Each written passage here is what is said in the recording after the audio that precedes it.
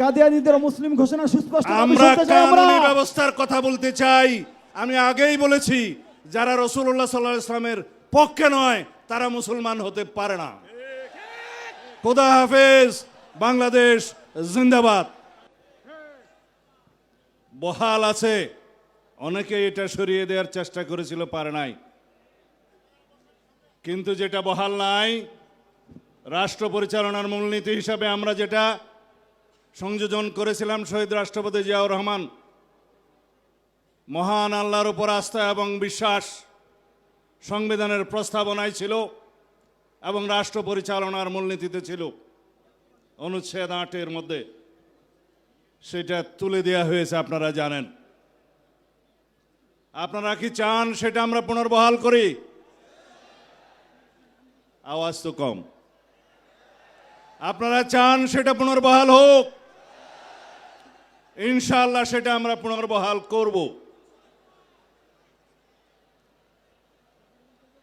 আমাদের এখানে বিদেশি মেহমানরা যারা বলেছেন আল্লামা ইকবালের শের বলে গিয়েছেন।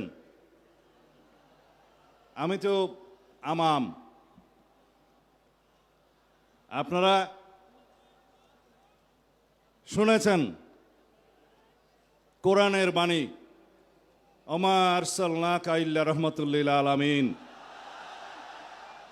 রাসূলুল্লাহ সাল্লাল্লাহু আলাইহি ওয়াসাল্লামকে সারা বিশ্ব ব্রহ্মাণ্ডের রহমত রূপে রব্বুল আলামিন প্রেরণ করেছেন।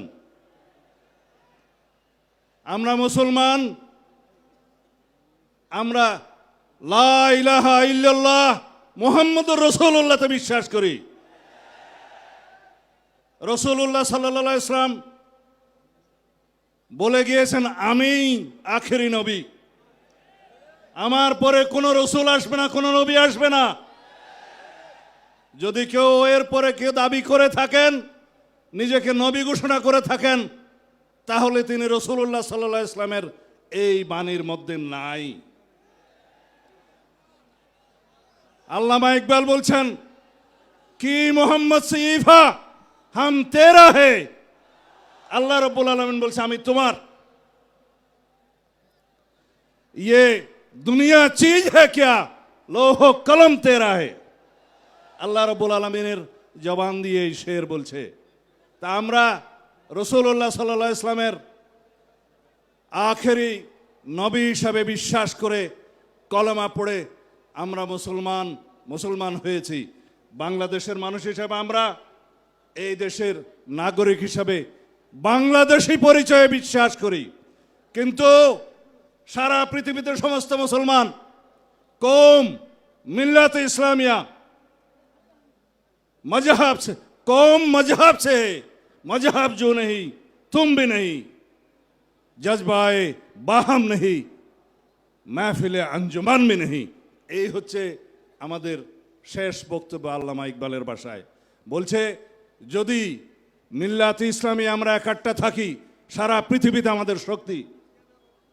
আমরা এই কওম হিসাবে, মুসলমান হিসাবে পৃথিবীতে বিভক্তির কারণে আজকে প্যালেস্টাইন আমাদেরকে হত্যা করছে, গাজাতে নির্মম হত্যাযজ্ঞ চলছে, সারা পৃথিবীর বিভিন্ন জায়গায় আমাদের রোহিঙ্গা ভাইদেরকে হত্যাযজ্ঞে শিকার হতে হচ্ছে শুধু আমাদের দুর্বলতার কারণে। যাই হোক, আপনারা যেটা শুনতে চাচ্ছেন সেটা বলি।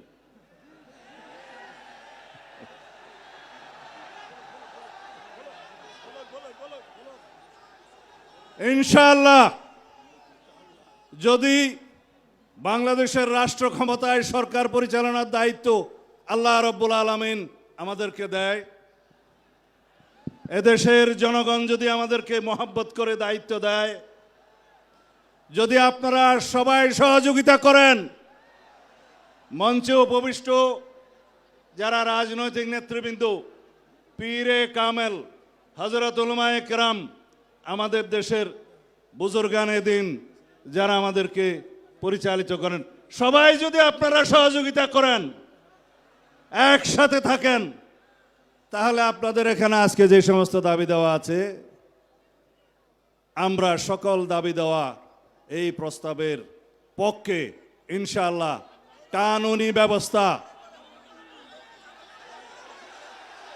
আমাকে শেষ করতে দিবেন তো? আমাকে শেষ করতে দিবেন তো? কানুনি সকল ব্যবস্থা জাতীয় সংসদে আলাপ আলোচনার মাধ্যমে গ্রহণ করা হবে ইনশাআল্লাহ। এই জন্য সমগ্র জাতিকে ঐক্যবদ্ধ থাকতে হবে। যাই হোক, আপনারা যে এই ভাষায় আমাকে কথা বলতে বলছেন সেটা আইনের ভাষা না। আইনের ভাষা হচ্ছে এগুলো কার্যকর করার জন্য, এই প্রস্তাব গ্রহণ করার জন্য সবাইকে ঐক্যবদ্ধ থাকতে হবে। জাতীয় সংসদে সবাইকে ঐক্যবদ্ধ থাকতে হবে এবং সারা বাংলাদেশের মুসলমানদেরকে ঐক্যবদ্ধ থাকতে হবে। আমরা ইনশাআল্লাহ আপনাদের এই প্রস্তাব গ্রহণ করব। কাদিয়ানীদের মুসলিম ঘোষণা সুস্পষ্ট আমরা কানুনি ব্যবস্থার কথা বলতে চাই। আমি আগেই বলেছি, যারা রাসূলুল্লাহ সাল্লাল্লাহু আলাইহি ওয়াসাল্লামের পক্ষে নয় তারা মুসলমান হতে পারে না। খোদা হাফেজ। বাংলাদেশ জিন্দাবাদ।